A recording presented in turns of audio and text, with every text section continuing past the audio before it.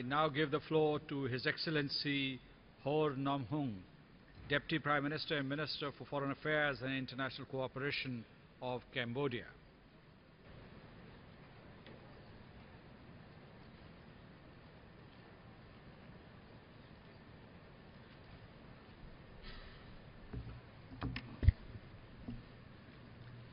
Mr. President, Excellencies, ladies and gentlemen, at the outset, allow me to warmly congratulate His Excellency Sam Kutesa of the Republic of Uganda for his election as President of the 69th session of the United Nations General Assembly.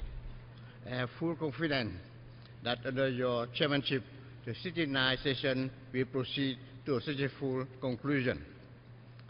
I would like also to take this opportunity to extend my high appreciation to His Excellency John William Asher of Antigua and Barbuda for his fine leadership and relentless effort as President of the 68th session in guiding us to many outstanding achievements during the last session. Mr. President, in many ways, our world in which we are living is at a critical juncture, and the current picture is rather bleak. The international community remains seriously concerned over the recent geopolitical security development in many parts of the world. The self-declared Islamic State in Iraq and Syria and their horrendous crimes and menacing peace, security, and stability in this country, which have already been seriously hit by armed conflict and acts of violence. In Syria, the continued armed hostility have caused not only death of thousands of innocent people and children, but also millions of refugees. In Africa, some countries have also suffered by armed conflict and violence, which have given rise to danger for peace and stability in this part of the world. All these armed conflicts and crime are threatening peace, stability, and human security, not only in the region, but also the world at large. To contribute to the peace process in the Middle East and Africa, Cambodia has participated actively in the United Nations peacekeeping operation. We have dispatched up to now more than 2,000 peacekeepers to Lebanon, Mali, and South Sudan. In November of this year, Cambodia will deploy another detachment of 216 peacekeepers to Central African Republic, to the United Nations Multidimensional Integrated Stabilization Mission, MINUSCA. While extremism is threatening the world peace and security, the speed of epidemic infection of Ebola in Africa has also become one of the worst threats to the world today. It is of critical importance that the international community should make concerted effort to address this global challenge in an effective and timely manner. With regard to the hostility between Palestine and Israel, despite the fragile ceasefire recently concluded, it remains a serious concern. We call on all parties to make effort to the resumption of meaningful peace talks in order to find a viable political solution of two states living peacefully side by side. Cambodia believes that this is the only path to put definitively an end to this long conflict between Palestine and Israel. The situation in the eastern part of Europe, in spite of the delicate ceasefire, still remains worrisome, and its application could revert to Cold War. In Asia, the launching of missiles by DPRK has set off international concern and aggravated the situation in the region. The six-party talks should be resumed in order to explore possible venues for peaceful dialogue to bring about a peaceful denuclearization of the current peninsula. Mr. President, climate change is nowadays obviously a global challenge as well as a human security issue.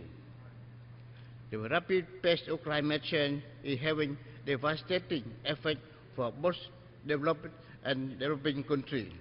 The developing countries mostly dependent on agriculture suffer worse from similar negative effects of climate change, such as frequent typhoon, storm, flood and drought, etc.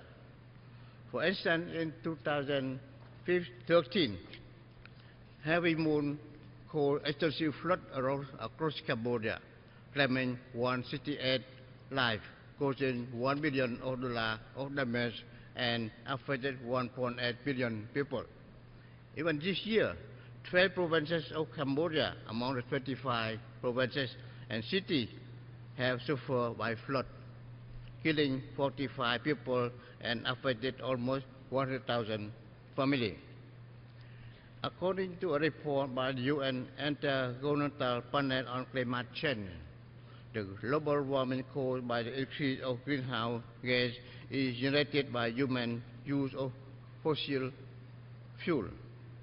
There is no doubt that industrialized countries which consume most of the world's fossil fuel emit the largest amount of greenhouse gas, where the developing countries which produce little of such gases become the main victim of the climate change. Therefore, it is imperative that the international community provide further impetus to revitalize and prioritize action to address climate change based on the UN principle of common but differentiated responsibility.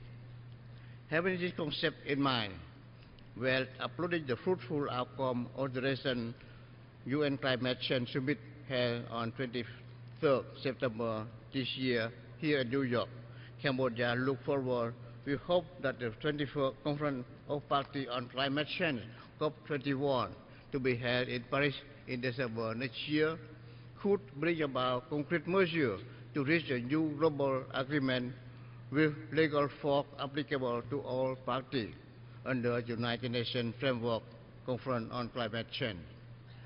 In line with the United Nations principle for sustainable development and to mitigate the threat of climate change, Cambodia has adopted the National Strategic Plan on Green Development for 2013-2030, which aims at achieving economic and social development in a sustainable manner, while at the same time protecting the environment through the efficient use of raw material and natural resources, clean development and green preservation.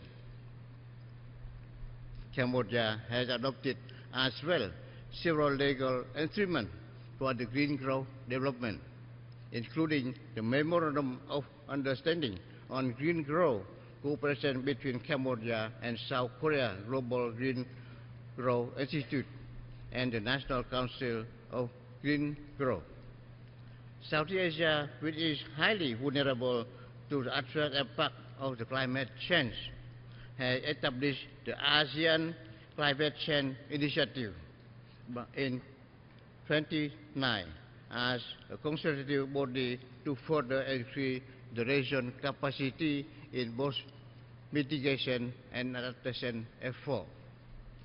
As a member of ASEAN, Cambodia fully engaged in the implementation of this ASEAN initiative through the ASEAN Working Group on Climate Change and the ASEAN Action Plan on Joint Response to Climate Change, with a goal to enhancing closer and deeper regional and international cooperation on climate change. Mr. President, next year will mark the deadline of the Millennium Development Goal, MDG, where some MDG targets have been achieved. We have to acknowledge that much more effort are needed to reach the set of the goal of MDG. Progress has been uneven and insufficient. Many developing countries did not attain their MDG primarily due to unfulfilled commitment, lack of resources, insufficient dedication and food insecurity. The situation was further aggravated by the financial uncertainty in the developed country, which have an effect on their commitment to ODA. Therefore, bolder and more focused global efforts are needed as we approach the final year to realize MDG. With the aim of realizing MDG, Cambodia has adopted our own development target known as Cambodia MDG, which are incorporated comprehensively in our National Strategic Development Plan 2014-2018. As a result, substantial progress has been achieved, positioning Cambodia to meet some goal of the MDG by the end of 2015.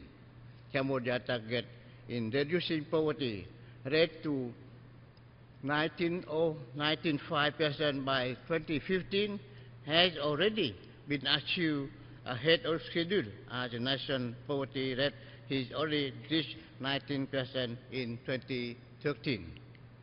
As a result, Cambodia received a UN award for having hunger before the deadline.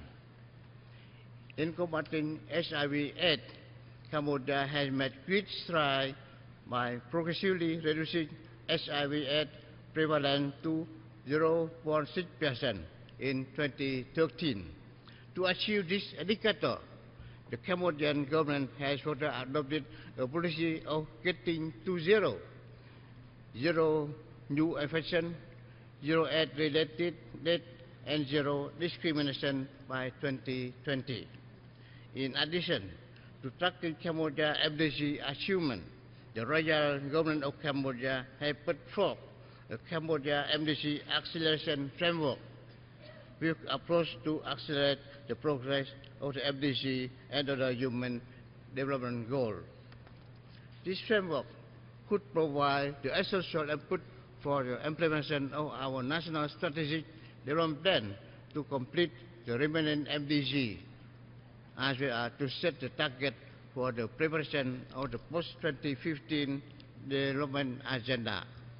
Cambodia shares the view expressed by the high-level panel of eminent persons in their report to be adopted during this 69th session, that a new development agenda should carry forward the spirit of the Millennium Declaration and the best of the MDG with a practical focus on poverty, hunger, water, sanitation, education, and health care.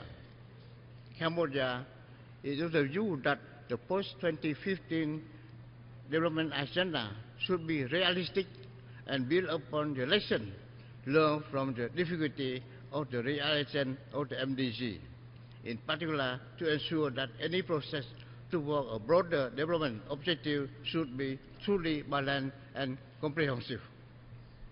Mr. President, next year, 2015, is a crucial year for the UN to celebrate the 70th anniversary of its creation and the 10th anniversary of the 2005 World Summit, where world leaders agreed to reform the United Nations to meet the needs of today's geopolitical and global challenges. To this end, the General Assembly should be more empowered so that it can play a leading role to strengthen a wider UN system.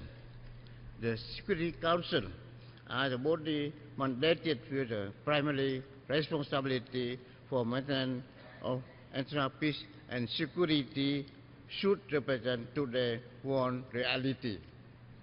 In sum, we think that a more equitable representation in the UN organ would reflect the need to cope with the global challenges. I thank you for your kind attention.